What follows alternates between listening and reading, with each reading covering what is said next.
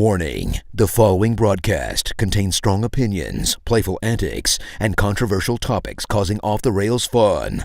Chances for being offended are higher than average for sensitive people. Viewer discretion is not advised. Live a little and have some fun.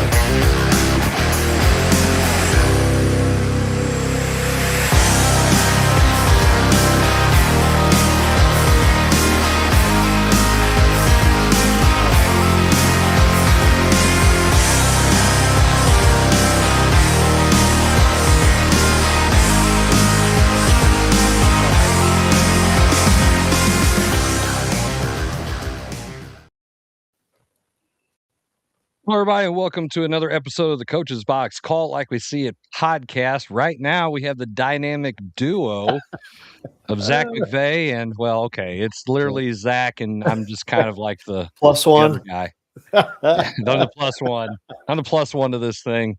Zach invited me here, so I'm here because of Zach. Right. Buddy, how we doing tonight? Oh, I'm doing well, man. I'm doing well. It's school year's winding down. Golf season's getting ready to go into postseason next week. Tracks Is that even a thing? Is there a postseason for Yeah, golf? it's called districts, and then after that, then it's gosh. state, and then all of that. And hey, we're looking forward to. We have had a great season. We got some fellas that have been doing really well, and you know, we travel all the way down to Saxony Lutheran on Monday, and hopefully, weather permitting, we'll get that in, and hopefully have a good showing at districts.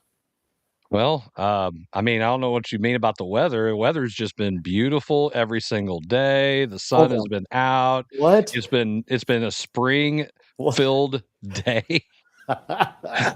Oh yeah, all that rain and no, not so much. They're calling for more, but no. Chris, how you been, man? How are things going with now that all your testing's over with, and hopefully, and it came in, huh?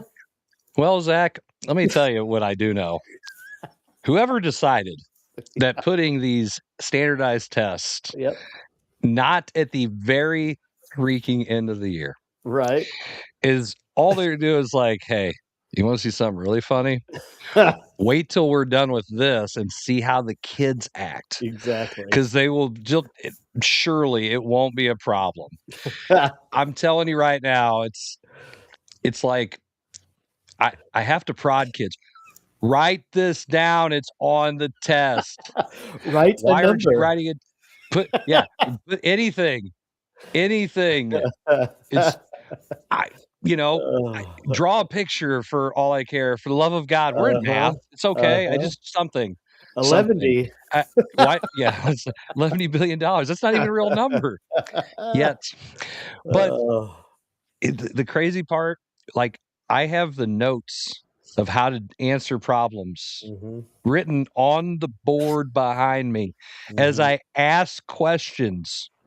Sometimes I just lean up against the board to that spot to kind of like, hey, like, here. Nope, still ain't getting it. And then when they take tests and quizzes, it's like, why'd you score so bad? Well, I didn't know. Raise your head up and look at the board. There's all kinds of hints to help you. No. So they're kind of checked out. I mean, and teachers are kind of like, yay, checked out too. Now, Teacher Appreciation Week. Yeah. Here's I saw this fun, and I don't know if it's true because you can't tell it's true anymore on the internet and on socials and all that.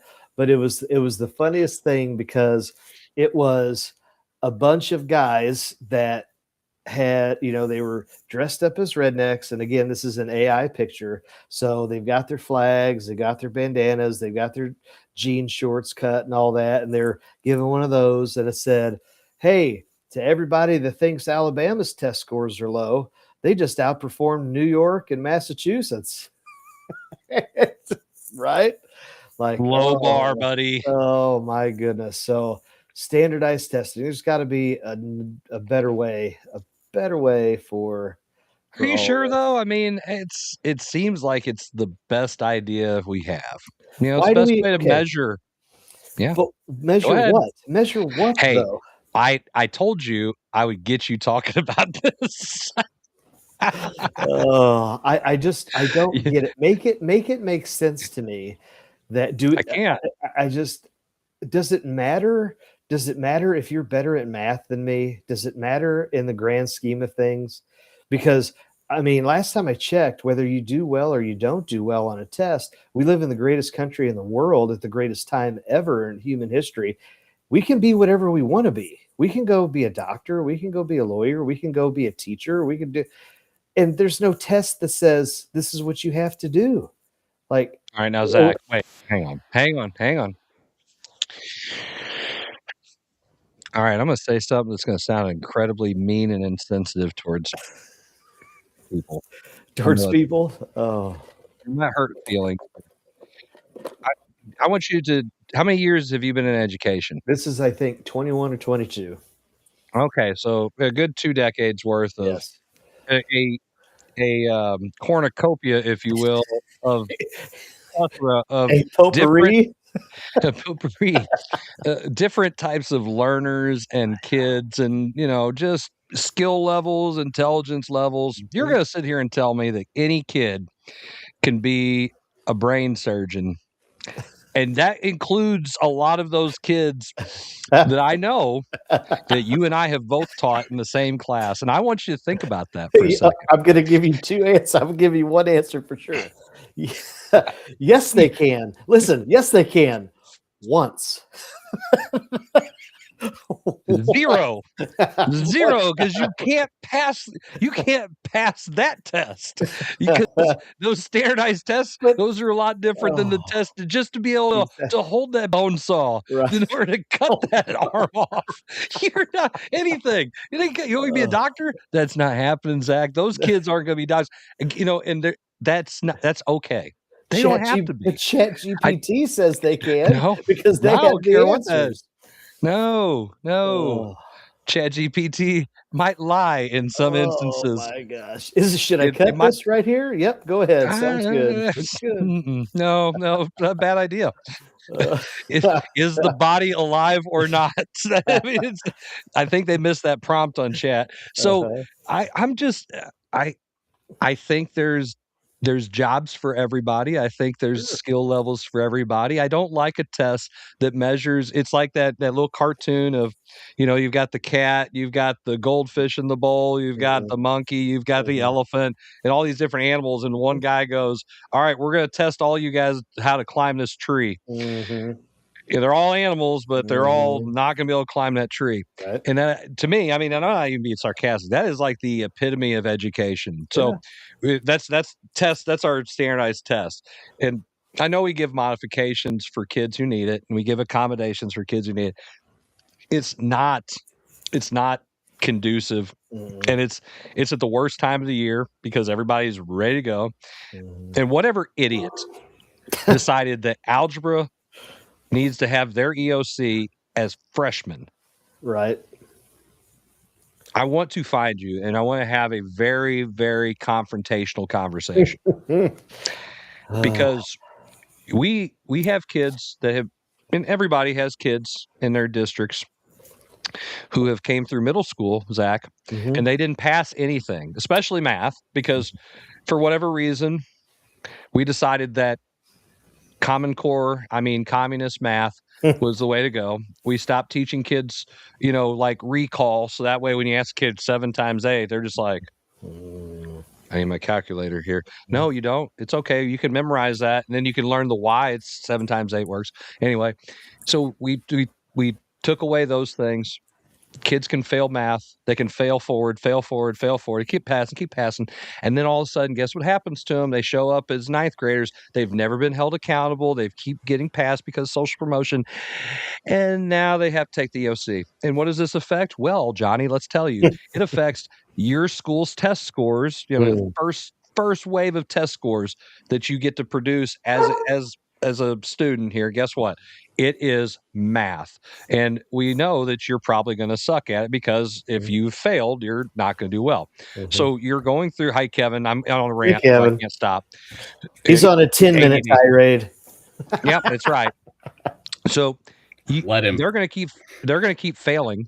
Yeah. And that now all of a sudden it's like, hey, you have to pass this. Oh, hey, we're also testing to see. Now, you might have like an algebra A, algebra B, or a foundations class, which is good because then they can have that year of, hey, this is reality. Hey, wake up. You have to pass.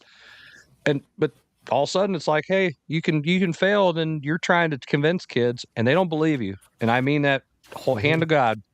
You have to pass or you have to retake this. What? I've been telling you like all year, dude. You will have to do this. Well, I'll just do it online. It's okay. You're still gonna, and then when you fail the next course because you probably cheated or whatever, then you're gonna have to take that one again. So you're just wasting your time. Just pay attention. I'll help you. You will not pass if you put in like that much effort. So I think it's a really terrible idea that we do that to kids. I just it irks me to no end. And I know I just went on this long rant. You're right, and I mean this is for the bottom of my heart. I hate it for these kids because it affects. Oh, now I want to get serious about maybe going to college or trade school, and my A+ is totally screwed because I scored terrible on the EOC as a freshman when I didn't know, or I'm trained that I don't have to pass and take things serious. Okay, and if we want to do anything in education at the state level, at the federal level, whatever, get rid of social promotion for the love of everything holy. Let your kids fail. It's okay.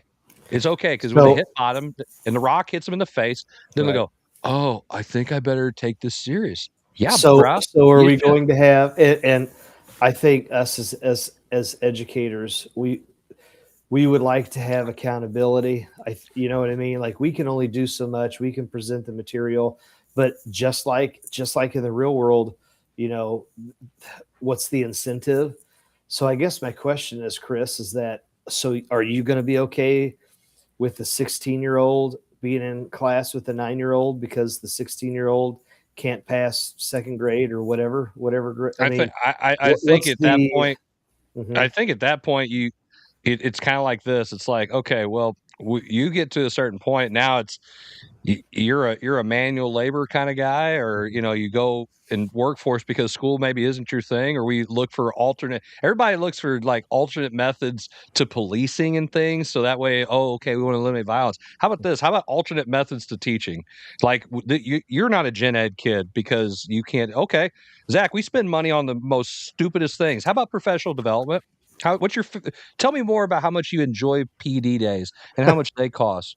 And we can find programs that will do this and actually help these kids. And if they get to the point where they've gone through and it still doesn't, hey, we tried. Now you have no high school education. You tried the alternate, but you didn't get it. And I'm sure there's people who are smarter than me who can come up with ideas to find ways to put these kids into society and make sure that they're not like human wastelands. Well, let's try to do that instead of the other crap. I think you have to look at it and say, okay, what's the end goal? Like, what's the goal? All right, what is the goal for education? Okay, and so are we worried, Chris? How much algebra 1, algebra 2, college algebra are you? And it's not, and I get it. We have this conversation. We have this conversation with the kids about, when am I ever going to need this? And we say, you may not, but it is the critical thinking part that helps develop your brain. That ends that discussion, right? That, hey, your brain, as Chris likes to say every other show, they don't have fully developed frontal lobes. And so that's part of it. But what can we pare down? Because I would argue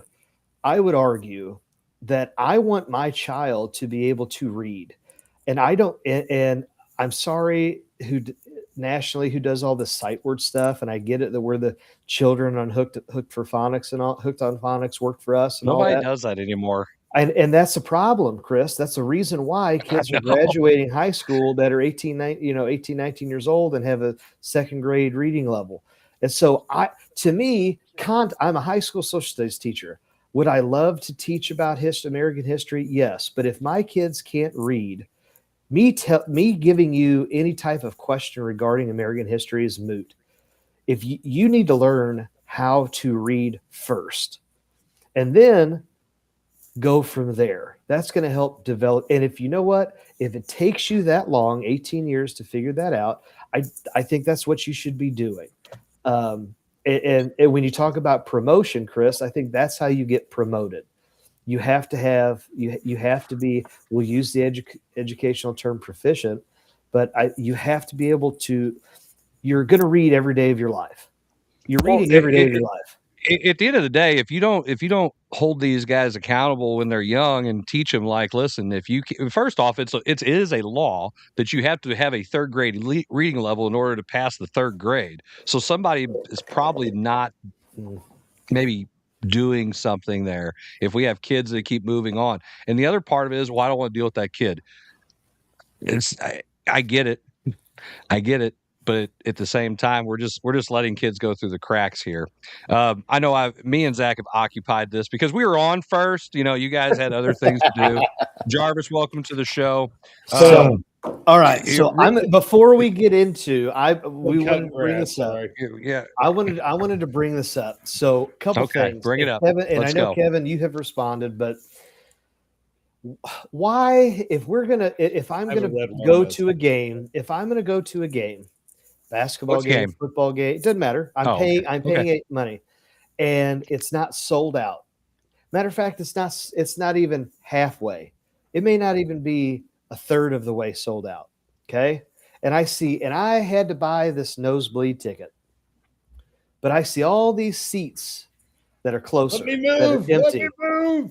Why can I not move down and be allowed to? Because I'm here. You already got my money for my ticket. I'm going to go spend money on food and drink and maybe whatever else. Let me go down and move everybody down. That way, at least if it is televised, you got the front level, you're the lowest level filled.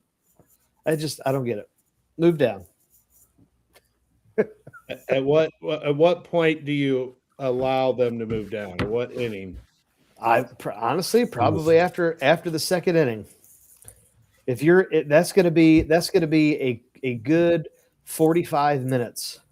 A good 40. And again, if somebody says, "Hey, you're sitting in my seat," and I would have said, "You got here an hour late." Again, there's plenty of other open seats. Find someplace else.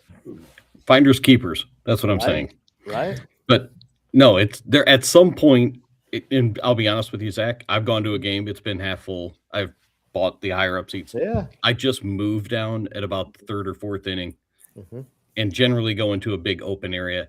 I really have never had it. As long as you pretend like you're supposed to be there, and you're not trying to sneak around, you don't look like a teenager trying to get away with something. I got a really good story about this, but keep going.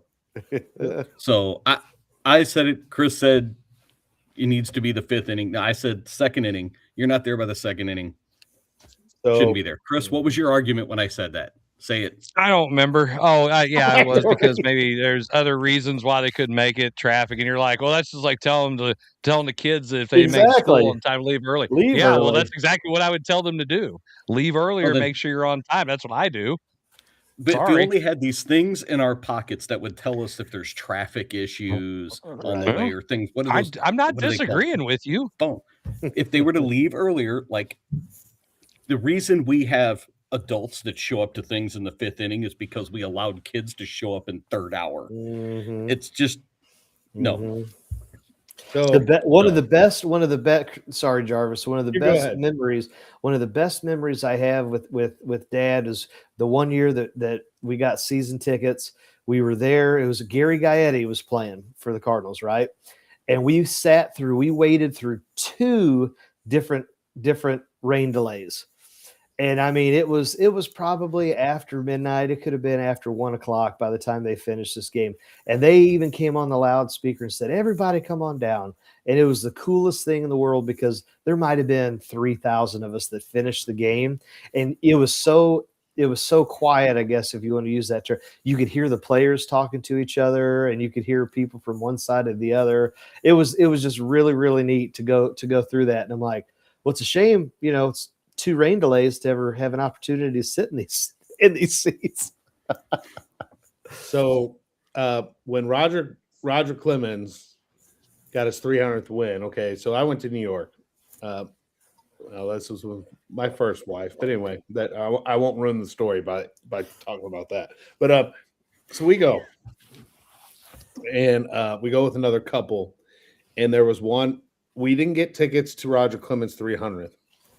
And then we had tickets to the other 2 games out of the 3. And me and the other husband were going to one of the games, just me and him. And the girls were going to go shopping. They were going to Chinatown. They were going to, do all that. So me and Paul, that was his name, we go to the game. And we are super, super nosebleeds, man. I mean, whoop. And it's old Yankee Stadium. And we're up there and we're scoping out some seats. Like, we're like, dude, we are not staying up here, man. This is horrible, So it was about 4th inning, probably 3rd or 4th inning. We keep seeing these 2 seats way down there, like in the green seats. And we're like, man, no one's there by about 4th inning. What do you think? And Paul's like, let's do it. So we sat there, we watched. It's like, what are they going to do? They're going to throw us out? I mean, he goes, we're only coming to New York to watch the Yankees Cardinals like one time in our life, probably. He goes, let's do it. Let's go. So we went down there. They didn't check nothing. They didn't check our tickets, nothing. We walked down, plopping them 2 seats, and you got waitress and everything at these seats. And the 2 guys that are sitting next to us start talking to us.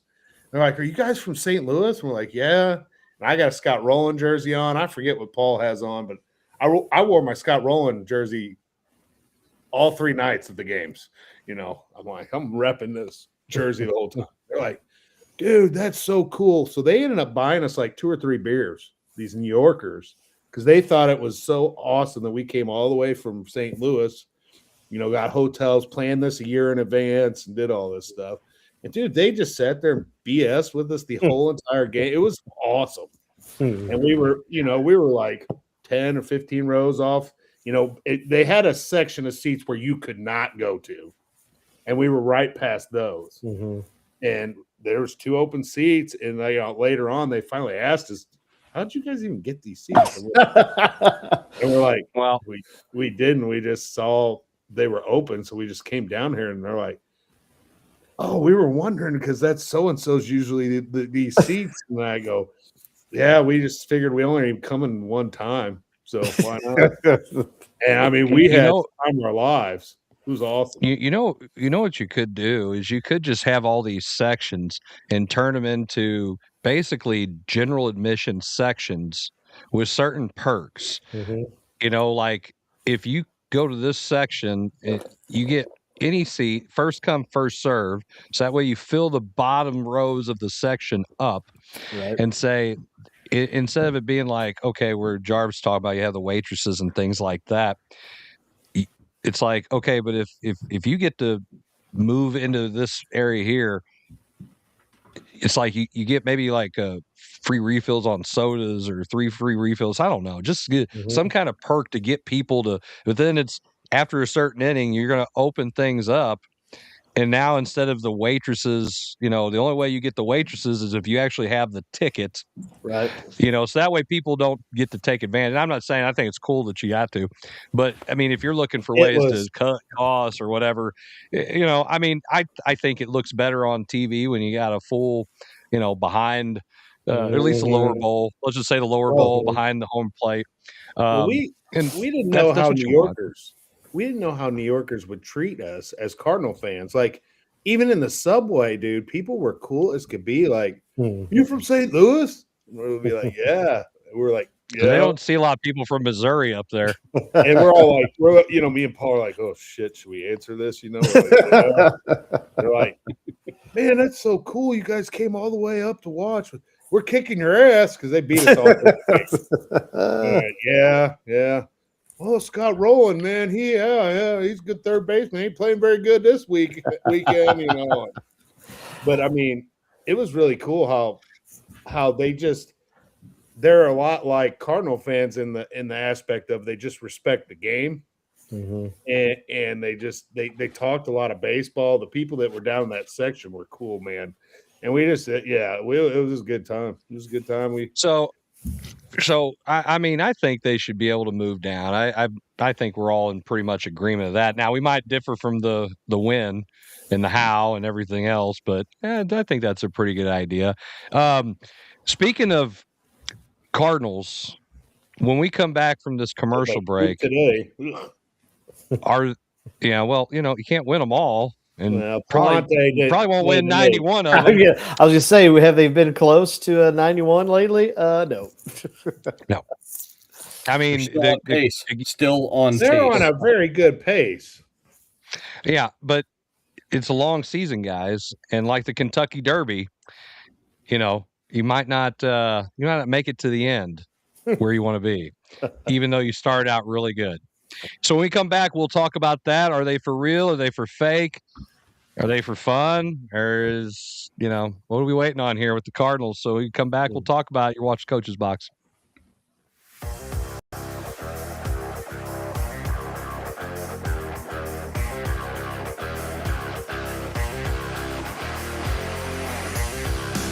I'm an action hero, and like in every epic chase scene, there's no way I'm getting away without hitting a fire hydrant. Or driving through a fruit stand.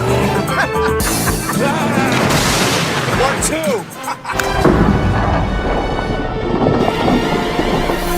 Woo!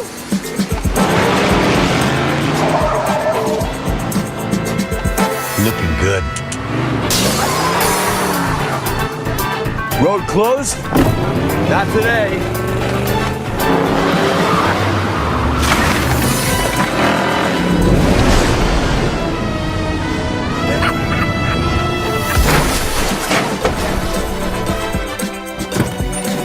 Get Allstate, because mayhem is everywhere. Mayhem is everywhere.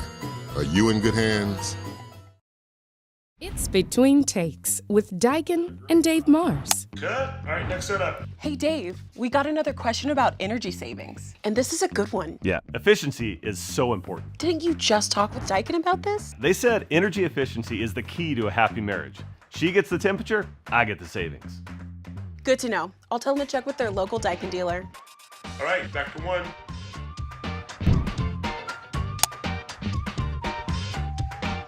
Give Home by SMCI a call today at 636-337-4444 or email them at service@homebysmci.com.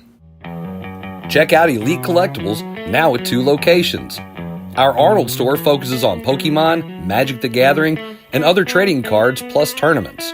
Our Imperial location offers a little mix of everything, including sports and trading cards for all collectors. And don't forget, we host consignment auctions every Tuesday. Stop by, hang out, and see what you can pull at Elite Collectibles, now with an Arnold location and an Imperial location. If you love sports at every level, there's only one place to be. Gateway Sports covers it all. Preps, college, and the pros. Real coverage, real voices, real passion for the game. From live shows to podcasts, Gateway Sports connects the region like nobody else. Proudly powered by First Form and Recalibrate.com. Visit gatewaysports.net. Every level, one gateway.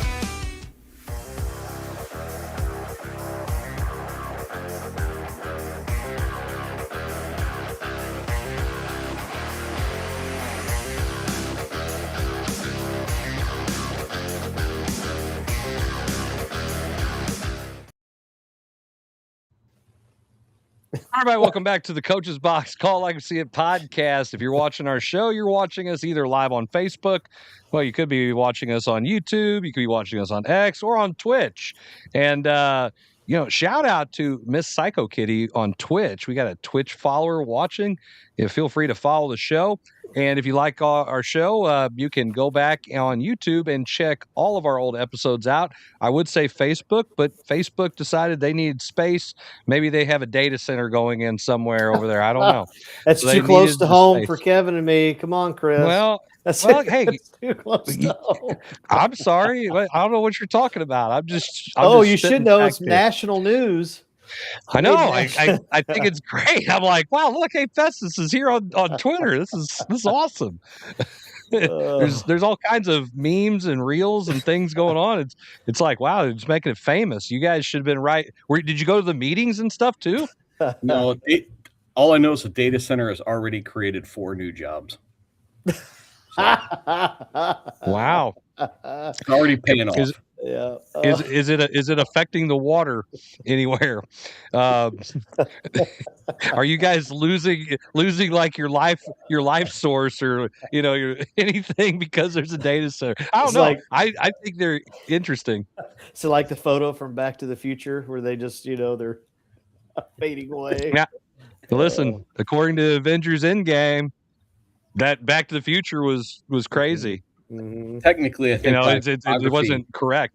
Mm-hmm. I'm uphill from the data center, so I should be okay, right? I mean, I guess. I don't know. Right. Yeah. That just means you get the toxic fumes. Exactly. Yeah. No, you get the worst water pressure because you're uphill. Yeah. That's without the data center. Yeah. Oh Lord. Well, anyway. You think they must create a lot of jobs. I mean, it's supposed to. I have no idea. But what I do know is there's not a whole lot of money that was being spent by the Cardinals, as apparently these data centers are on building, their stuff, because the Cardinals have kind of not spent any money in the offseason. Mozeliak says he's gone. Goodbye. Everybody's happy about it. Yay, good job. Thanks. You were great at trading for relief pitchers and washed up superstars. Hey, guys, past their prime, but giving them prime money, Yes. Yeah.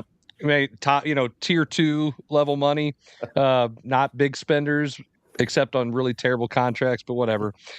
Now we have Chaim Bloom, and he did some interesting stuff. We got rid of literally everybody that we signed who was big money. And we have what's our ranking in overall salary? That's one thing I didn't look up. I was going to, but I was anyway. But we literally have one of the lowest payrolls in all of baseball, and somehow we're 2.5 games out of first place in the Central team as well. I think so. Things can only go up.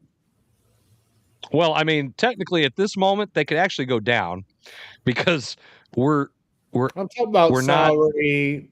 Getting I mean, they could actually cut more players that actually make money. They are currently 23rd. There are 30 teams in baseball, right? Yes. Okay. They are ahead of the Nationals, and the White Sox are the 2 most large market teams that they're in front of. The highest, if I'm reading this correctly, the highest paid player on this year's payroll is Nolan Arenado. What's he doing this year for us? Zach, what's he doing? Playing for somebody else. He cleared room for Gorman to play third. Yeah. Well, I mean, I'm fine with that. It's about time. But the Cardinals possess a 21-14 record. They are 2.5 games out of the Central behind the Chubs. And There's no teams with a losing record in the NL Central right now. They did lose today to the Boo Crew, but they put up one heck of a fight with the Dodgers, that's for sure. Matter of fact, they took 2 out of 3, did they not? Yeah, they won the series. Yeah, I was gonna say they didn't put up a fight; they won the series. Well, I mean, they obviously put the up Dodgers put up a fight. The Dodgers are kind of like, oh well, we're just going to kind of put in cruise control until we get close to the playoffs. Well, they don't like to be first place because they don't do so well when they're first place in their division. I mean, that is not a false statement whatsoever. But they did win the series against the division leading and World Series champion Dodgers. I mean, they're right there. I mean, if the playoffs start today, they're in it, and they've got some guys that are having some timely hitting. The question that everybody keeps saying is can they keep this up? Can they keep winning? Is this just a facade? Kevin, go first because Kevin has to go first. Yes. They are on pace, and I've done the math. Well, Google Gemini did the math, but they are on pace. See, Chris? See? Thank you, Kevin, for proving my point about our topic before you ever got on the show. Shut up. I don't want to hear it. Just shut up. I want to hear this. No. They are on pace for 95 wins. And they are going to keep that pace throughout summer. You may not believe them. I think this offense is for real. The pitching is the one that really has to kind of prove itself. Wait till we get Nootbaar in this offense. We're even going to go off. I don't even know if I like that idea. Consider that. Why don't? And again, it's just the phrase: never fool with a winning streak. But it's not a winning streak. I said it's just a phrase. No, the fact that they're winning, the fact that the guys are there. You didn't emphasize that it was a phrase that much. You just offensively speaking, nothing's broken. So let's not break it. So we have to fix it later. If Newt comes back and he's healthy, you slide Church over to center and you put Newt out and left, and you Victor Scott is your. Why? Yes. No. Yes. With our you pitching, trade Nootbaar. Nope. With our pitching, you need elite defense. Yep. And Church is elite. And Victor Scott. Victor Scott is better than elite. Then. Yes. I'd rather have elite defense, but I can't stand watching Pat. Center. He's batting like $160. Listen, Nootbaar. The outfield's not the issue. It's figuring out what we're doing at catching. I know it's not the issue, but if you're gonna keep Nootbaar, you got to play him. You ain't gonna sit him on the bench. And the only way to get him in the lineup, Kevin, there you go. You got a believer right here that Miss Psycho Kitty believes they can keep this pace up too. So there you go. There's 2 of you out there right now. There's 2 of you. And I every time you say her name, it's just I chuckle. I love it. Well, I mean, you are at Jughead 67. So I'll ask this: what's it going to take for you guys to believe? The pitching. Yeah. The relief. The pitching. Yeah. The pitching. The thing that I'm pitching. sold on right now is the closer. O'Brien is doing an excellent job. You're going to have to get some relief. I still think you're going to have to get a 4 and a 5.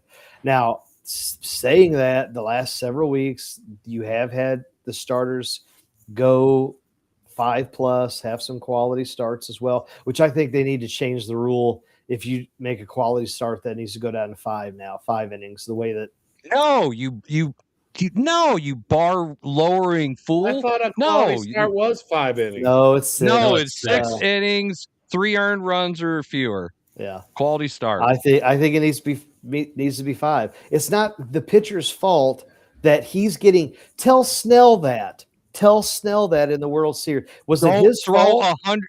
Yeah, don't throw 100 pitches through 5 innings. But learn how to throw the ball in low. Yes, they are. No, they're not. They're throwing 75 to 85. Okay, now wait. When they do that and the manager pulls them, that's there what is I'm nothing saying. that hurts me. That's what okay, I'm but saying. then Zach, I'm talking about the guys who sit there and just light up all around the strike zone like they're the guy trying to win the stuffed animal after they've had a couple of shooter shots in the truck heading over to the carnival with their girlfriend, and they can't hit anything. They've hit the guy who's the carny running the thing. That's what they look like out there.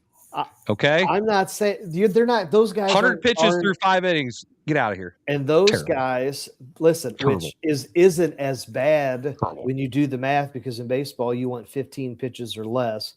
Kevin, you can kind of confirm this on the softball side of things, but that's not that bad when you say you don't want stack up too many 20+ pitch innings, but you have one here or there. Chris, I'm going to be honest with you. I think a lot of that probably has to come down to analytics, and I think it comes down to money. If we can sit here and say, hey, Chris, you're this pitcher, but we have to consistently take you out in the 5th and you can't go 6-7 innings, why would we pay you? Why would we pay you? There you go, right? 6-7. Yeah. Why? So you lose your arbitration case. We get you on the cheap for longer. So as we say, everything comes back to money anyway. So that would be probably part of it as well, which is why I think they need to lower. One of the biggest part of it is the analytics. It's the third time through the order rule, right? Where the batting averages third time through the order shoot up. Mm-hmm. They do, because you're not pitching. There's no art form to pitching and locating. It's just maximum effort all the time. Mm-hmm. It's stupid. I've seen this. I've seen it. Okay, third time through. You mean to tell me that that pitchers nowadays, with all the stuff in their bag and how to throw pitches, they can't figure out how to get a guy out 3 times when it's I want the 3 true outcomes of baseball, right? Mm-hmm. You get the hit, you get the strikeout, or get the walk. And these clowns are trying to hit it over the fence. So the universal on base percentage or batting average or whatever you would statistically look at is lower. It's stupid. Okay, I'll take my chances. I'm the best pitcher on the team. I should be getting out, get these guys out the 3rd time. That's bull. That is bull. And you know what? Maybe when they have this strike in a couple years or a year and a half or next year, whenever it is, I hope they say, "Oh, we're not doing that anymore. Let's change this. We can go over 100 pitches. We're not a bunch of wusses out here. Come on." Stupid. Okay, but again, if you are a top tier pitcher. Hey, you mean to tell me I'm going to make $35-40 million a year and I don't have to throw 100 pitches each game? Where do I sign up? And they're not paying them like that, except the very, very, very top guys. Everybody looks at that one big contract, and you're not getting that. Those other guys, Zach, it is. Everybody says that.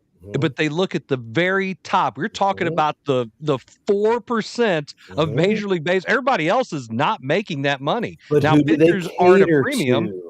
Okay, Zach, I'm just telling you. No, everybody wants the money. Come back to reality. Who do they cater to? They always cater to the top tier players. Path of least resistance. So, Chris, you're not really arguing about the outcomes of when pitchers are removed. You're arguing about the symptoms and why they got there in the first place. You're not arguing that pitchers get pulled in the 5th inning. You're arguing because pitchers can't pitch. They throw.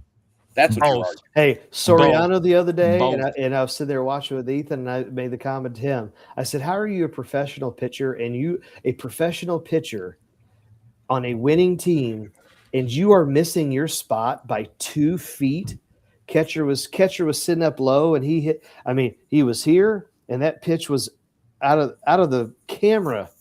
Like, how are you a professional pitcher? If you have one that slips, that's one thing. But if you are just consistently all over the place, like it's like you're CB Buckner trying to call a strike zone. No, you're not a pitcher. You're just a thrower. Go up it's like. Do you want guys that are shooters in basketball, or do you want makers? Right. I want makers, not guys just chuck it at the goal and but Chris, averages. Okay, Chris, how many makers are there in MLB. How many pitchers? That's the thing in the past. Greg Maddux is not coming out of retirement. Greg Maddux doesn't. We've said this. He doesn't make the show in this era. I can tell you where this problem is right now. Where would Greg Maddux be with this pitch? No, he would be in trouble right now. No, he wouldn't be. He would never have. You know where he'd be? He wouldn't have gotten out of high school. He would be where Kurt Warner was at the Piggly Wiggly, because Ivy. Whatever. My point is, he's not even getting drafted. He's not getting drafted. He's not a 5'9" pitcher that throws 85 as a right-hander at that, isn't even getting a sniff. He's probably not even going D1. This issue, that's what I'm saying. This issue comes back to a bunch, and it happens is at 12 and under, and I've seen it because I've been at tournaments recently with this, where you've got dads with pocket radars at 12 and under. Yeah. And I'm like, what are we doing? I was like, does it even go to register that? No, it doesn't. We're seeing how fast they can throw, Kevin. Well, yeah, well, I don't care how fast you throw a ball for. It doesn't matter. Hey, Weston can throw. Is it faster than how long it takes him to run to first base? He can throw 15 miles an hour at 4 years old. We've got scouts lined up in the SEC in the Florida League. So this problem is not solved at the major league level. This problem is solved over a generation. He still might wear a diaper now and then, but he can really fling that thing, baby.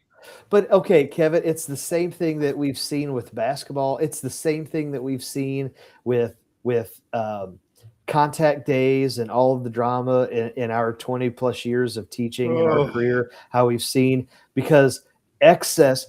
We live in the greatest country in the world, greatest time, but we also live in a place where excess is king. And so Greg Maddux and hitting corners is obsolete. Give me the guy. This is what Major League Baseball is saying. Give me the guy that's throwing 103. I'll take him till he needs Tommy John, and then I'll get the next guy that throws 103. That's baseball now.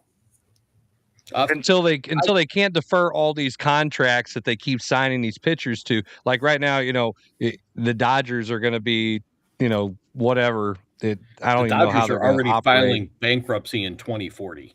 That's what they're doing right now. Yes, and it's crazy too when we look at like McGreevy's been the best pitcher for the Cardinals. His ERA is under 3. Mm-hmm. He gets outs. He doesn't walk hardly anyway. He's only got 8 walks on the year, compared to 28 hits given up. He's got the lowest walks per 9 innings, and analytically, he's terrible. Yes, analytically, he's a terrible pitcher. I'm sorry. Mm-hmm. What do you want from a guy? Do you like? Oh well, he can throw 100, but he's all over the place. You're gonna get a quality start probably out of the guy if you give him a little bit of help behind him. I don't understand this way of thinking. It's like, again, I'm on a rant about this. The whole thing about baseball that drives me nuts is like they put the best hitter in the top 2 spots. Why? So they can get hits, and then everybody else behind him gets out. Why not have a couple of dudes in front of that guy who can mash it? You drive in a crooked number instead of a small number. Does it make sense? Well, the rationale is it doesn't. No, you cannot convince me. I know, but I'm going to give you the rationale. Would you rather Shohei Ohtani have 400 at bats, or would you rather him have 600 at bats? Because that's how many runs am I scoring? How many runs am I scoring? Probably the same amount in those 2 numbers. When he has 200 extra at bats, how many more home runs is he hitting? And then how many more jersey sales are they making? Because at the end of the day, he has to drive in runs for you to win. He has to have people. You have ducks on the pond. Do you want to get the pitchers out of? You talk about getting to the pitchers early. Well, when they have stress on them and they're out of the stretch and they got to worry about the running game. I'm sorry, that puts pressure on the pitcher. Now he's got to make sure that guy doesn't take off, because I can only step off twice. That's it. Okay, so now if that guy takes off and I miss my pitch, he's going to kill it. And now instead of him getting on base and then somebody not picking him up and he's out there left on base, now he's driving in runs. That's, to me, I don't understand this. You can't, for the life of me. I have tried to understand how you can say, oh, we want our best hitter to hit first or second, like our power hitter to hit first or second. What, we can get them extra at bats so they can hit what? Solo home runs? Whoop-de-doo. Everybody else who can do that too, they're going to be right there with you. Crooked numbers, they get into the bullpen. You put pressure on the pitchers. You drive in more runs. You win more games. There is no possible way that anybody, I don't care. Yeah, you had to give me this whole layout spreadsheet. I need the dude from Moneyball, whatever Jonah Hill's character actually is in real life, to talk to me and say, here's how this works. I will never, ever, ever in my freaking life think that Shohei Ohtani, the best, he's going through a really crappy slump. I was gonna say, he is bad right now. Yeah, the best baseball player could possibly be of the second half of my life, and you want to hit him first? Or Judge hit second? No. They hit 3 or 4 like baseball's supposed to be. But sorry. Baseball, again, I had this conversation with Ethan just the other day. It's not what baseball's supposed to be anymore because it's all about calculators and math equations. Because again, that math doesn't work. What is the on-base percentage? Is it where it has been when we grew up in the 90s and the 80s and 90s? And no, it's not. So again, those best players who do either hit, quote, for average, because that's not even a thing anymore, or on-base percentage, or at least hit multiple home runs, that's why they're there, because the other dudes aren't hitting. Okay, so even if the guys aren't hitting, and anybody who wants to jump in on this, please do. Tell me if I get guys who get on base, whether they're hitting or whether they're getting hit or whether they're walking. Why, for the love of God, is that person not hitting first or second? If they're not a power slugging guy, which means if my guys are hitting or getting on base, and if they have a high slugging percentage, so they're home runs, doubles, extra base hits, they're not just hitting singles. Why do I want them on with nobody who can do that behind them? Because if the guys behind them can't hit for extra bases, the guy on second is probably going to stay on second and the inning turns over because strikeout, ground out. Over. You left him out there. Sorry, that guy doesn't hit. So I want the guys who get on base, and then I have that guy come up, which means 1 or 2 guys in front of him. So should the Cardinals have someone else batting second then? Or batting leadoff? I was like, where were you at with Wetherholt? I'm fine with Wetherholt because he can steal bases. We don't have at the end of the day. How is he going to be a leadoff hitter? I'm not saying Herrera should be the leadoff hitter. I'm saying he's batting second and he hits doubles and he mashes home runs and we got him batting second. I'd put him third. If he's your best, Burleson's fine in the 3 hole. Herrera, to me, it's like he's not gonna leg out a damn double consistently. Yeah. I think Burley's a better 2-hitter than a 3-hitter. That's just me, though. And I'm back and forth. We really don't have a guy who's the old traditional 3-hitter. Oh, 3-hitter? No, should be Walker. Walker's the guy. Walker should be hitting 3 every time, in my opinion. Herrera's a cleanup hitter. He's a 4. If you had it the old style, actually, he's a when 5, we watch, what should happen is you should have Mason Wynn leading off, Wetherholt in number 2, Walker in 3, Gorman in 4, Herrera in 5. Yes. Victor Scott 9, and then whoever else you want 6, 7, Yep, and in 8. between. Pages, You can Gorman. Pages getting hit 4. I'd rather the pitcher hit than Pages sometimes. Herrera's already got 10 doubles. You said he doesn't leg out doubles. He's got 10 of them. I didn't say consistently. You did, but if he's, you said he's gonna, if he doesn't leg him out consistently, he's got 10 already. His whole damn career. Okay. You need to lay out a whole spreadsheet in front of him. He said it. That's what it was, a whole spreadsheet. Go get him.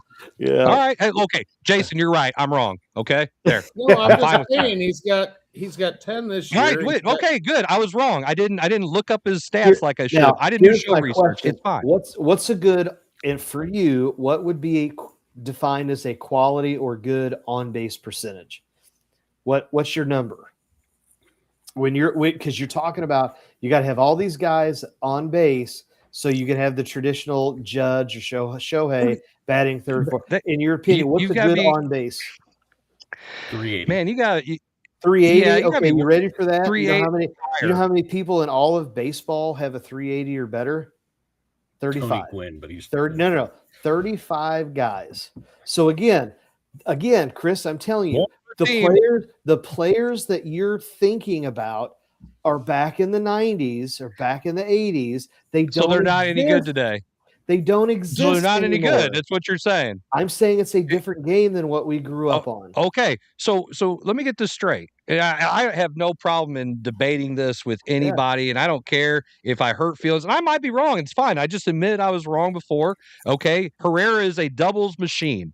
Like, he is the best damn doubles hitter of all time. Okay. It's fine.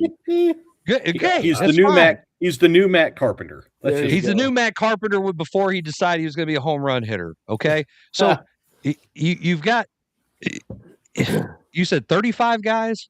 35 guys with an on-base percentage. Basically won a team, basically. So basically won a team. Yeah. So what you're telling me is, since everybody's like, on-base percentage is the stat. It's batting average is so, 1995. It's got to be this, because this goes towards your WAR and other crap that doesn't, whatever, that nobody even knows how to calculate, like earned run average or quarterback rating. Mm-hmm. So you're telling me that only 35 guys, and that's the stat that everybody wants in baseball, right? Mm-hmm. That's what everybody's looking at. Hell, they'll put OPS on there. I don't even know what the guy's batting average is on games. I'm like, what's he hitting? Oh, I think I think that's what nobody knows is OPS. Well, okay, well then nobody knows how to figure OPS, but it's what they throw up there. Mm-hmm. So what? Again, how many of those guys have a high OPS? Mm-hmm. What does that even entail, people? Nobody knows, and it's like, oh, well, this is what we need. So again, on base percentage is probably the best thing because it's the walks, it's the hits. Okay. Ben Rice is leading baseball with 455 on base percentage. Yep. Yeah. I would want him to be the guy who's hitting second. I just need a dude who can put pressure on the pitcher. I still believe, with the fact that they've made bases bigger and you have the times that you can throw over, limited. How in the hell is nobody trying to steal more bases? And now you put guys in scoring position, and then you have the guys that can actually hit doubles. Herrera, he's a machine. He's hitting guys in, and now he's on second, and he replaced the guy he just drove in, and now you've got your best hitter up there. So you've already put one across, and now here you go. You're going to have somebody else and now you get that crooked number. Mm-hmm. How are you not winning more games? How are you not getting guys more stats? And everybody's going for stats and things like that. To me, the math doesn't work putting those guys in the top two spots. Those guys need to be hitting 3 and 4 and mashing the damn ball over the fence, get you some doubles, but put the guy who's the double hitter in the 2 spot. Who's currently leading the Cardinals in OBP? Who's the Cardinals leader in OBP? I'm going to assume out. No, I think it's Walker. Is what? Walker. Is it Herrera? Herrera is. He's got 410. 415. Is he? He's at 410. 410. He's doubles machine. And then Jordan Walker's at 380. So out of those 35, the Cardinals have 2. He's 10th in the league, Ivan Herrera is, by what I just looked up. So, yeah. So I mean, they're getting production. They're top 4 guys in on base percentage. Herrera at 4.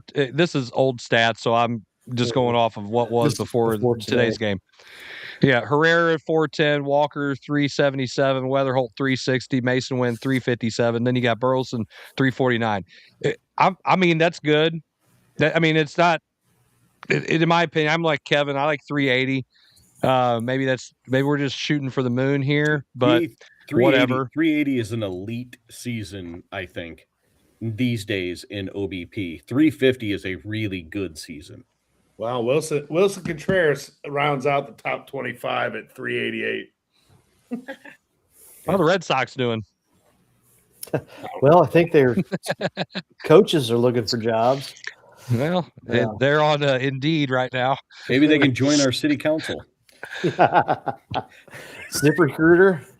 Is Mike Cook one of those council members? No. Oh my gosh! No, you guys. What's it matter? It's all public knowledge. No, I'll save it for that. Yeah. I mean, so final thoughts, guys. I mean, we went on the little sidebar Talking here. About going back, trying to reel this thing in, trying to go back. Yeah, we got a couple minutes before we got to go to a break. Okay, I still don't. I think it's young enough on the season. JJ, they don't have the book out on him. We'll see what happens when he goes through maybe a prolonged slump. Like Kevin said, I think the offense is doing well. I just don't think it's sustainable with the bullpen. Watching the Cardinals games with the bullpen is like watching a high school baseball game in late innings. You're like, just please get through. Just somebody hit it to somebody.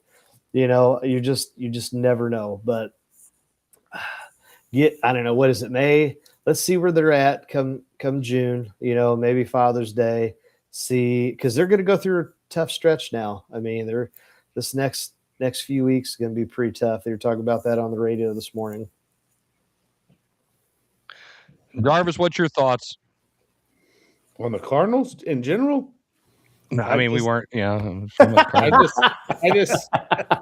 Chris, do you remember that beginning part of the show? There we go.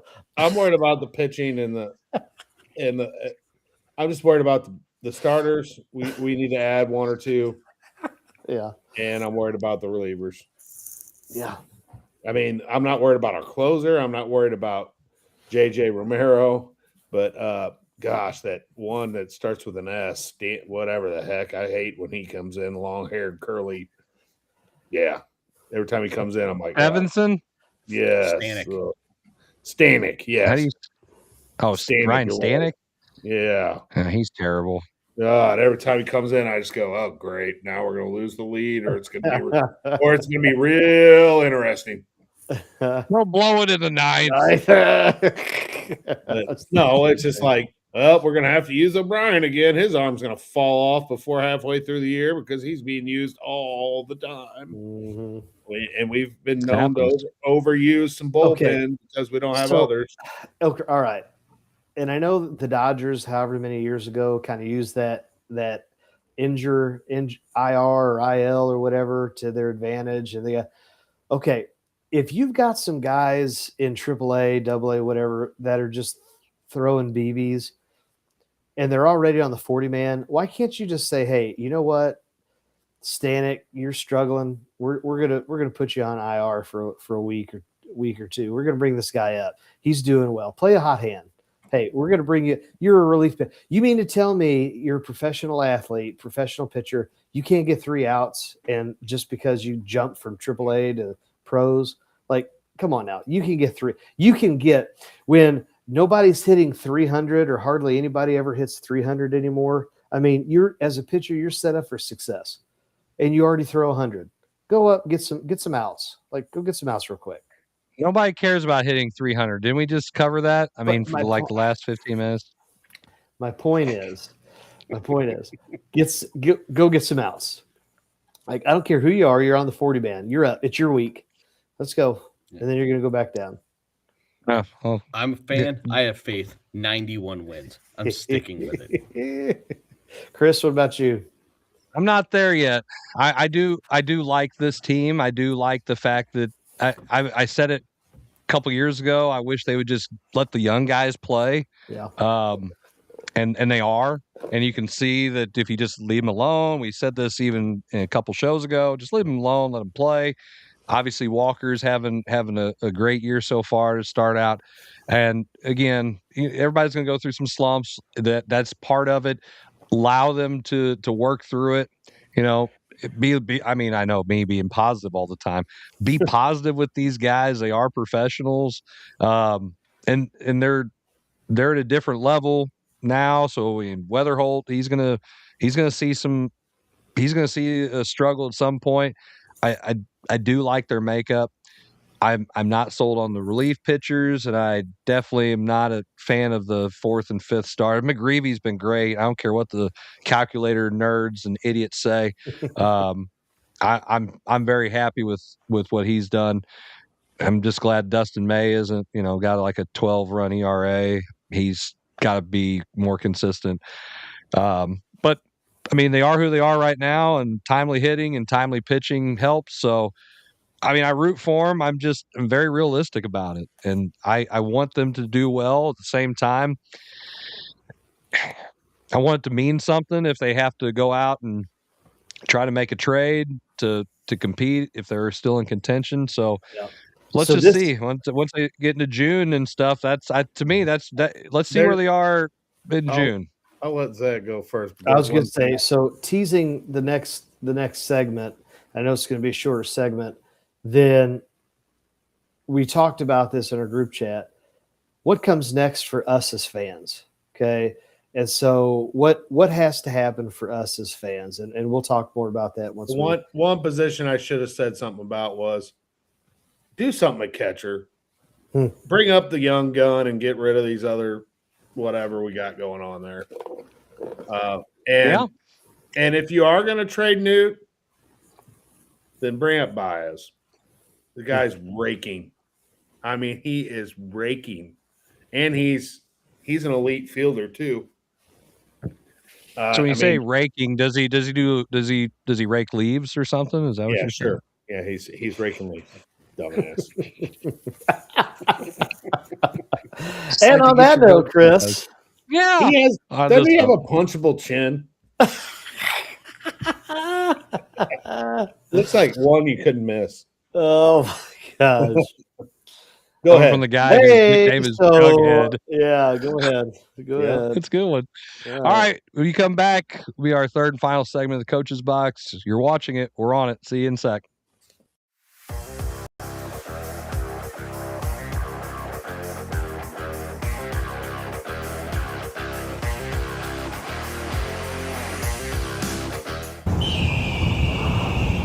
I'm a big rock. And while you're down there posing for pictures, I'm seeing the bigger picture from up here. And this little birdie's telling me it's time for this rock to roll. Photo bomb! And if you don't have the right insurance, this can really flatten your savings. Awesome. So get Allstate, save money, and be protected from mayhem. Yeah, like me. Mayhem is everywhere. Are you in good hands?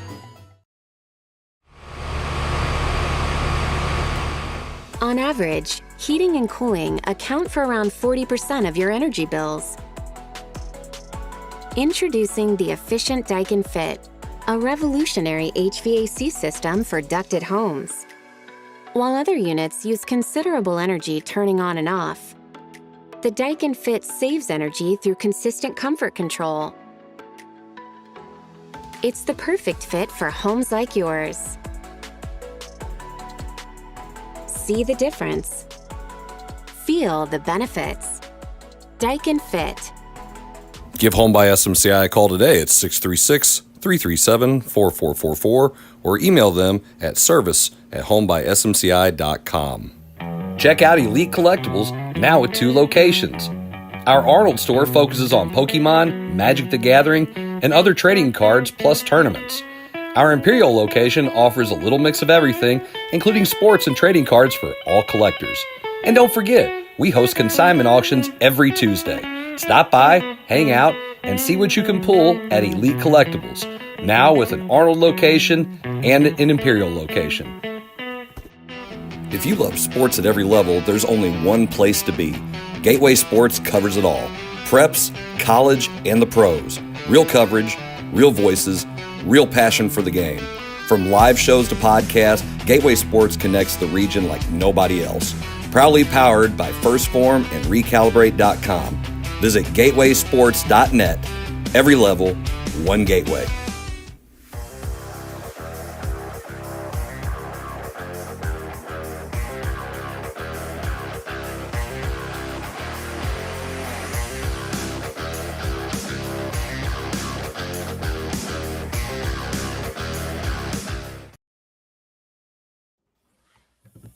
All right, everybody, welcome back to the third and final segment of the Coach's Box Call. Like we see a podcast.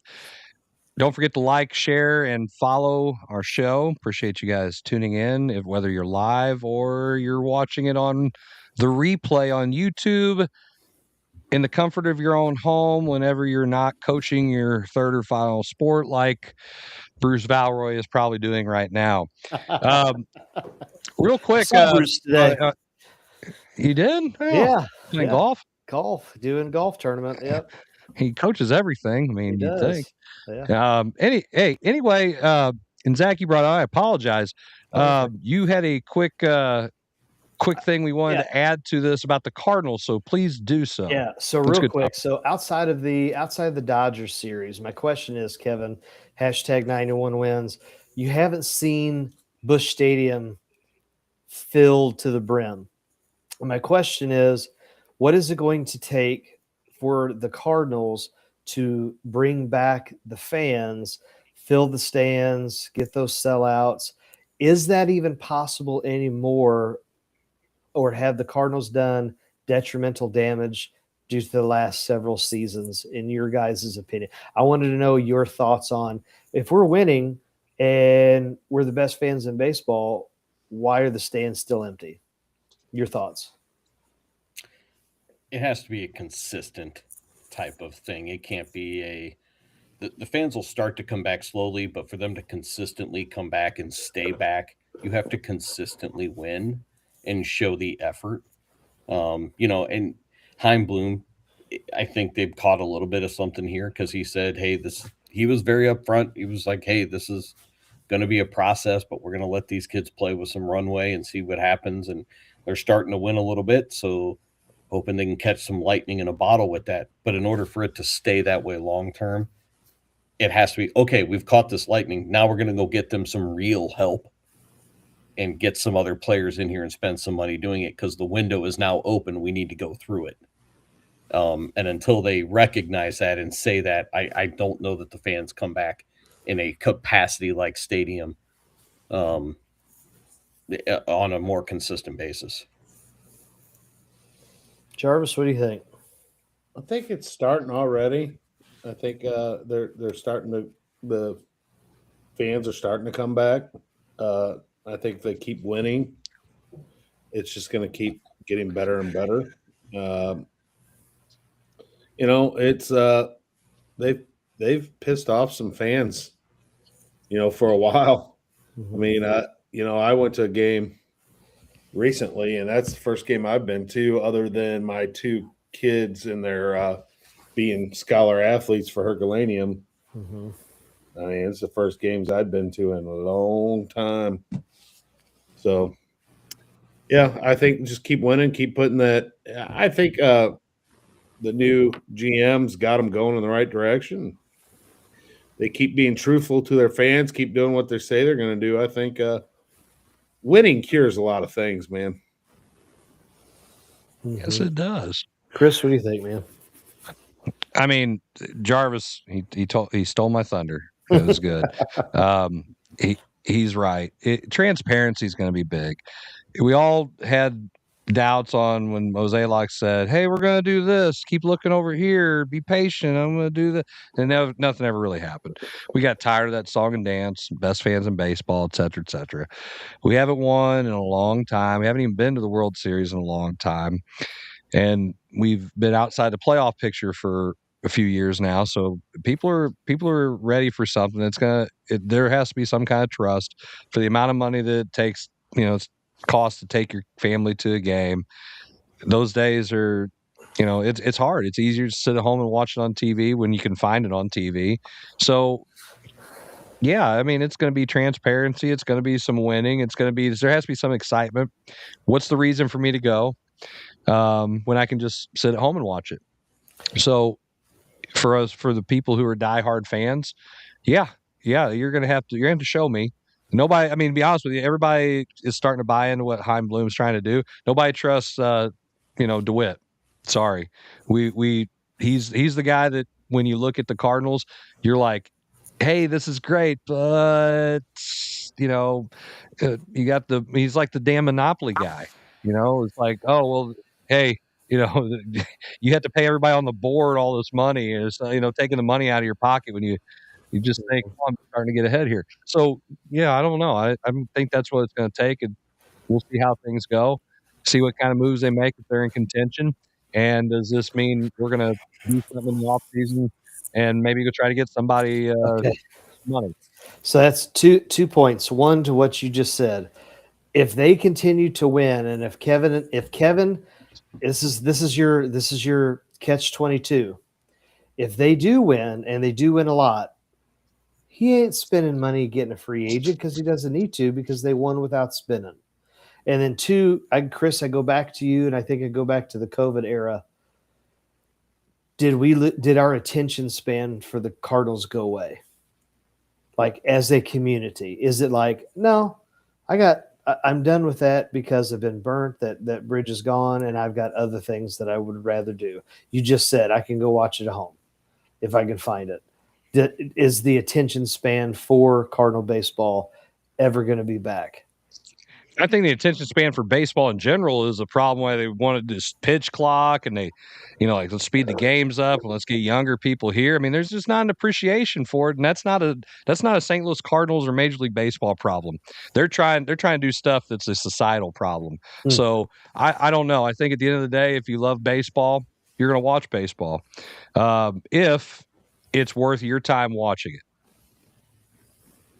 I don't know what everybody else thinks. Well, I just know talking to guys that are baseball coaches and hearing, we grew up, and Jarvis, you tell me, I mean, we grew up, Kevin, you had your varsity team, you had your JV team. Varsity was at home, JV was away, or flip-flop.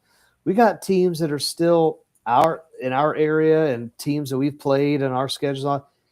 They don't have JV team. They don't have two teams. They barely have enough to have one varsity team. So obviously there's this in a baseball area, that love for the game, I think, is going away. And I think I just worry about, if that love for the game goes away, what do the Cardinals do to get that back to the fans and for the fans to fill the stands? Well, it's a good point. Yep. Well, we can see we can check in with the Cardinals, and see as we go. I mean, I'm sure it'll be a topic of conversation as the weather warms up, whenever it decides to do it. I say that it'll be 95 and it won't rain for 2 months pretty soon. So right. I'll just keep that to myself. Two quick topics before we wrap the show. Number one, and to revisit our last show's main topic about the NFL draft is now come and went. Thoughts on that? We said it was probably the least compelling draft. What is our, everybody just give me, like, say one big takeaway and one big surprise, if any. Let's see. I'll just randomly pick. Kevin, you go first. Kevin's on the spot. There really wasn't any really big surprises other than the whole debacle with the Rams and Ty Simpson, where you have a head coach that absolutely did not want that pick and made it very evident in their interview on that one. And how awkward is that for Ty Simpson going into camp with Matthew Stafford? Will he get any reps? Will they give him any reps whatsoever? And he's just going to be sitting there holding a helmet. Who knows? They may not even give him a quarterback's helmet. They'll just give him one without the communication piece. You don't even give him the kicker's helmet, single bar. Yeah, just a single bar. Yes. So that's going to be the thing, is see what is Ty Simpson's actual role, not just as a clipboard carrier, because that's what the obvious thing is, but is he given anything? Is he actually the third QB on the roster behind Stetson Bennett? Type of thing. What is his role really going to be, and why was a number 14 pick used on him? So that's my takeaway. Yeah, I'll go this. He holds clipboard. I mean, you've got in two things. One, in the first 3 rounds, you've got 4 Mizzou guys. They got picked up. So again, hopefully Drink's continuing to build, and we can get our local guys, close the state, close the city, St. Louis, and the other side of the river and all that.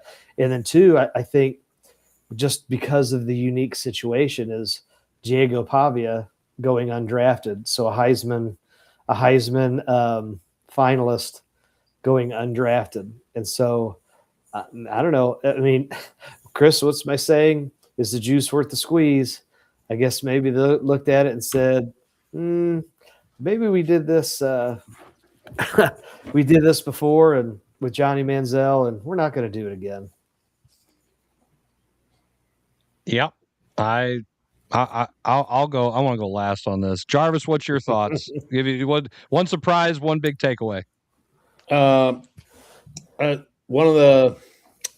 My big takeaway is 9 offensive linemen were picked up in the first round. And I guess the surprise of that is it's a reaction to the havoc that is being wreaked wrecked by the defensive linemen that are being drafted in this league. Your Zion Youngs, all these people that are getting drafted and developed in the league and rushing the quarterback. And as you've seen throughout the league, when you have to go to your second quarterback, it doesn't bode well for you. Mm-hmm. So you want to keep your starting quarterback standing up. I also thought that the Ravens getting the quarterback from Vanderbilt and giving him a 3-year deal is very odd and intriguing because they have still not signed their star quarterback. So I don't know what this says about what they're going to do with their star quarterback. So, I mean, a lot of people still think that the guy can play in the NFL. He's short. But, I mean, a lot of people think he's a Baker Mayfield type kid. I don't know what that says for their current quarterback. I don't know. That's a surprise weird thing for me. But the offensive line, defensive line, they're going back to building from the trenches in, out. Mm-hmm. So from the trenches out on both sides of the ball, which is we were going to have that anyway with this draft because there just wasn't, all these stars out there to draft. So, but still, I mean, if you look back at some other drafts, linemen and D linemen have been big ticket items for drafts, and teams are learning if you don't have an offensive line. I mean, look at the Chiefs. I mean, that's been part of, everyone wants to say, oh, Patrick Mahomes is declining. Well, dude, he's running for his gosh dang life. I mean, it's hard to play quarterback when you got guys in your face all the time. And it does prevent you from being good. So that was the 2 things. I mean, well, I guess that was about 3 or 4 things, but those are the things in a kind of boring draft. Yeah, it wasn't very exciting. Everybody knew Mendoza was going number 1. From there, things were kind of crazy in a draft. And you touch on this. My takeaway was you got a lot of solid pieces drafted instead of No Hall of trying Famers, to, really, get the home run. I think there's a lot. And again, you're right. A lot of offensive linemen. That's big. But solid pieces to complement your teams. My biggest surprise, I mean, yeah, Pavia not getting drafted probably is there. I think that Jeremiah Love getting drafted by Arizona was probably my biggest surprise besides Ty Simpson and Pavia's thing.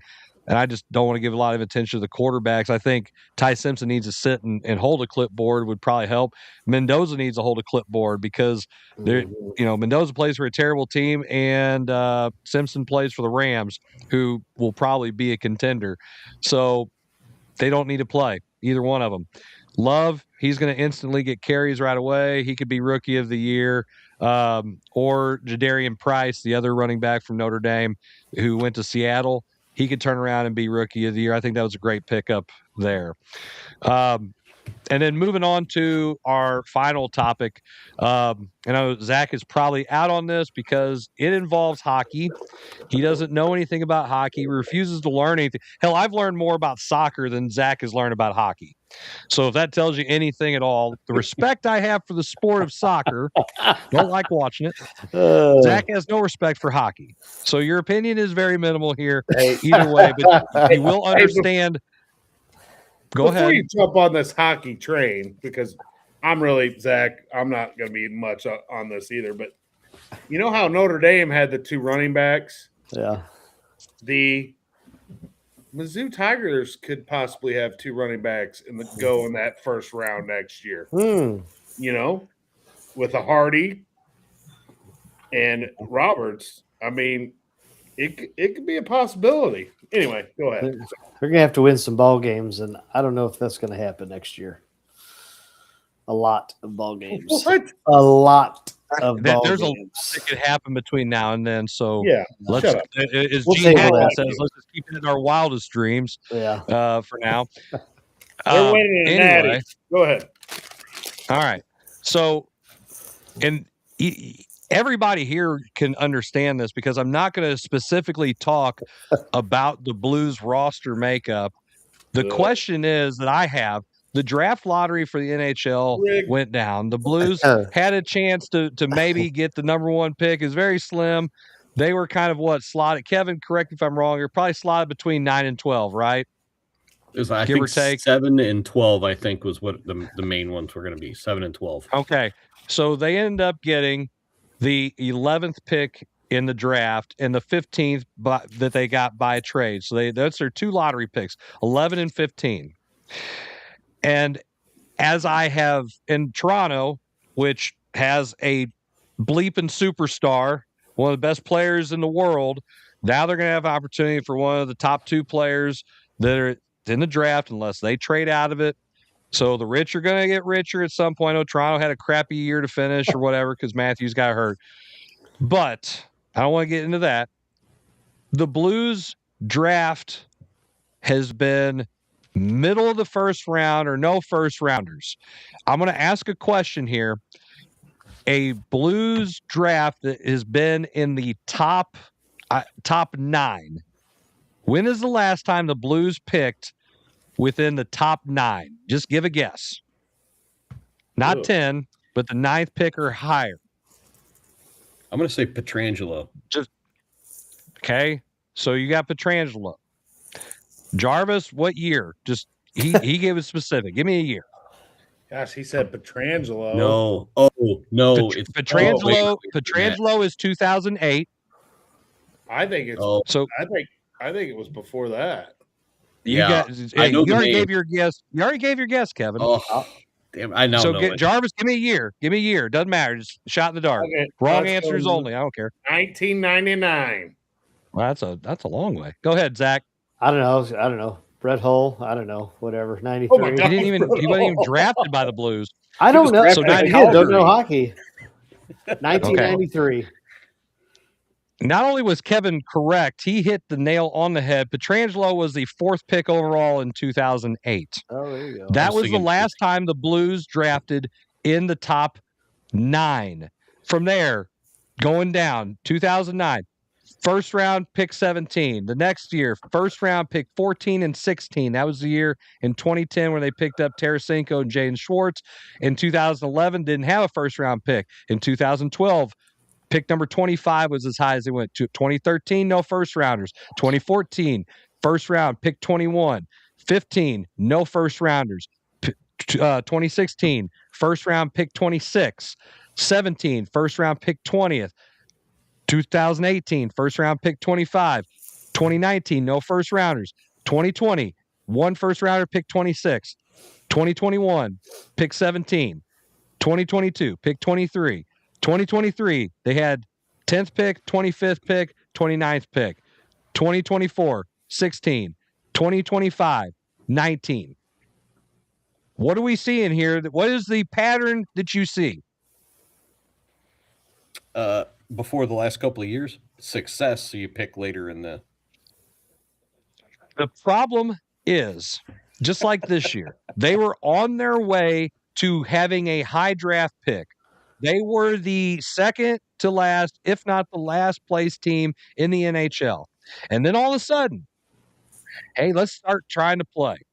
And what do? They get close enough to the playoffs, and they don't make it.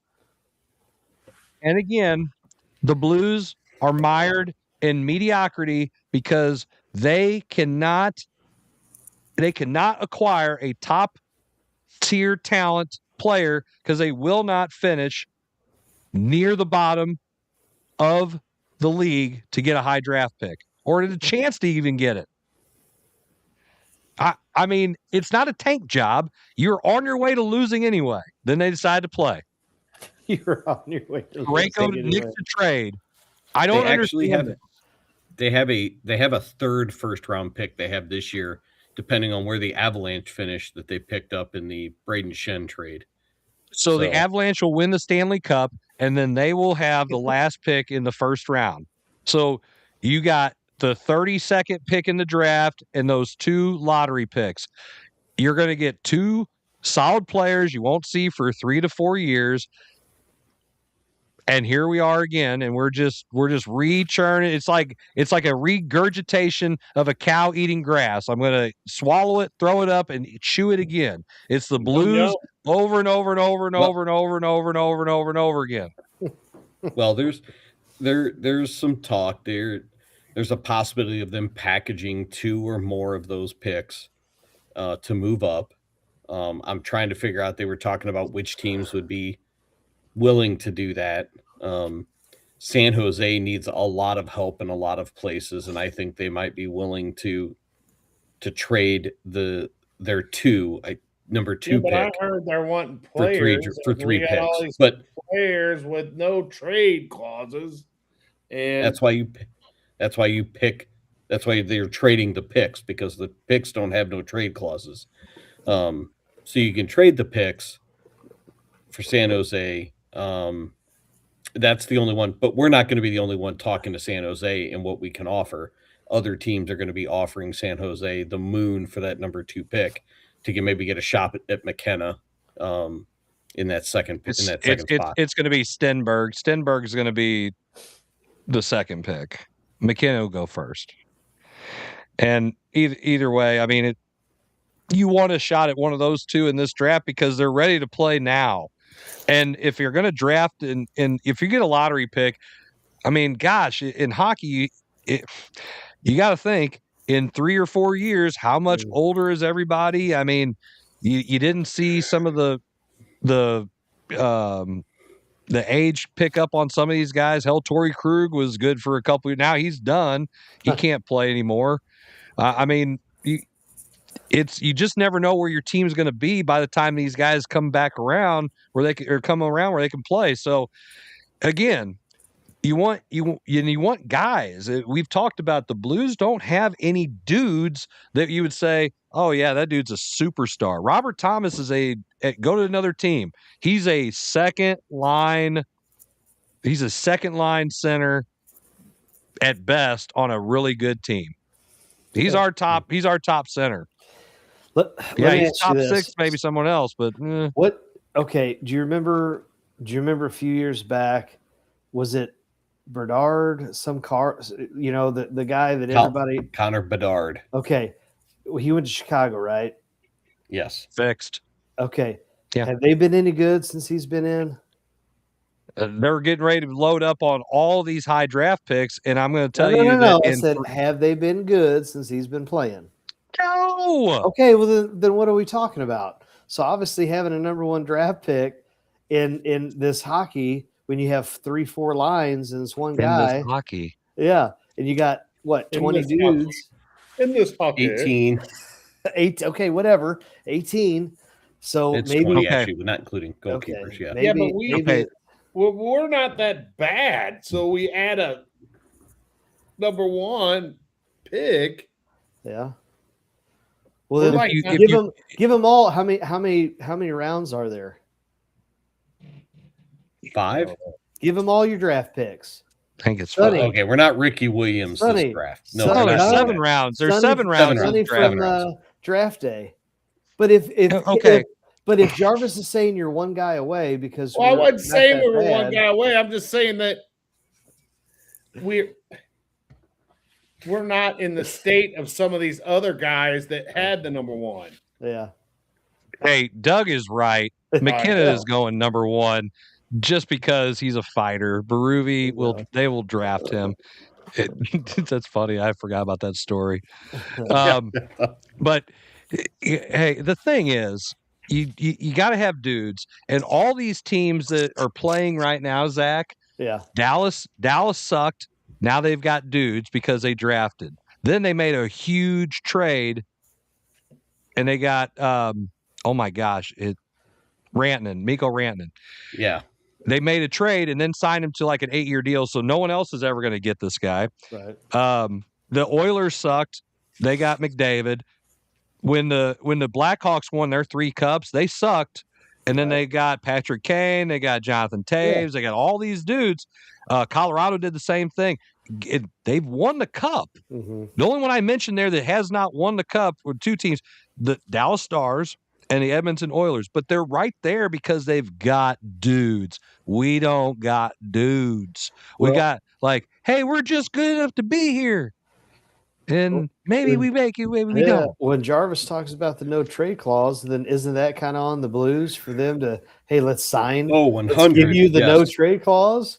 Yeah. Oh, they're handing them out like Halloween candy. You get a no trade clause. You get one, and you get one. If I had to say, besides the Pietrangelo thing, the thing I just blows my mind about Doug Armstrong, who I feel like is a good general manager. He's been one of the best. He brought a cup to St. Louis. Is the fact that he gave out these no trade clauses to guys who had not proven that they need no trade clauses. Like they could be modified. These are full out no team. The modified no trade clause means, Zach, you pick 4 or 5 or whatever number of teams that you don't get traded to. Mm-hmm. I could trade you to anybody else. Right. And then there's certain levels, certain years, these things kick in or it starts to go away. And most of the time at the end of their careers, they become modified instead of full no trade clauses. I think Parayko is one who has modified. I think Jordan Kyrou has a full, you can't trade me unless, matter of fact, the good Lord could come down and say he's got to go to this team. And he's going to say, no, I don't. Because I've got the full no trade clause. I mean, you can't give those out. I'm sorry, you just can't. You can't give them to anybody. I don't think you couldn't give it to Connor McDavid, in my opinion, because at some point you probably want to move on from him. But hey, Jordan Kyrou, Connor McDavid, about the same, I guess. Whatever. Yeah, they're not. Thomas has a full no trade as of last summer. Kyrou, Parayko has one that runs through 27, 28. And Buchnevich has one for the next few years as well. I don't understand how Buchnevich got re-signed and got an extension, but whatever. I guess we like paying a guy who only plays 60 games. Binnington has a modified. He has 18 teams that he's not allowed to be traded to.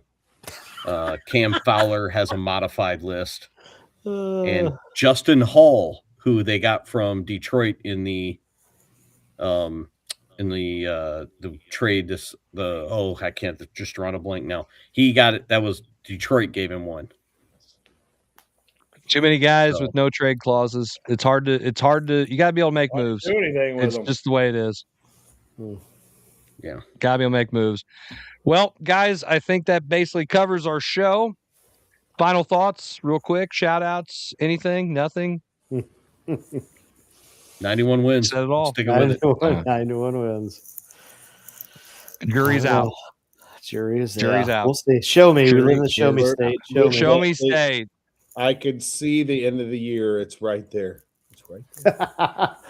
I don't know about you guys, but I can definitely tell that that's exactly what the kids are thinking too. Oh my gosh, yes. Yep. Okay, it's glad it's not just me then. Well, I think Zach, this is every year. Yeah. I might be seeing it more than them, but it's there. Oh, it's definitely there. For all these guys, appreciate everybody tuning in for another episode of the Coach's Box Call or See It podcast. Tune in for our next episode. We'll let you know when that is.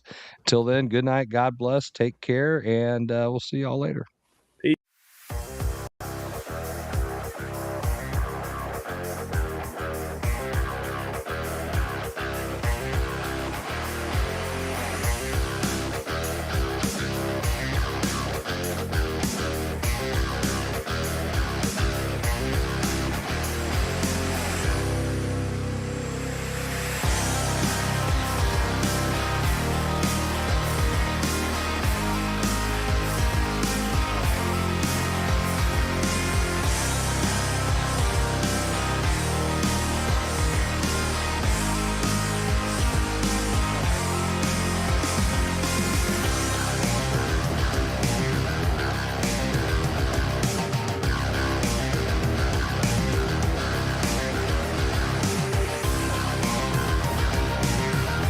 This episode of the Coach's Box Call It Like We See It podcast is brought to you by Off the Rails Media.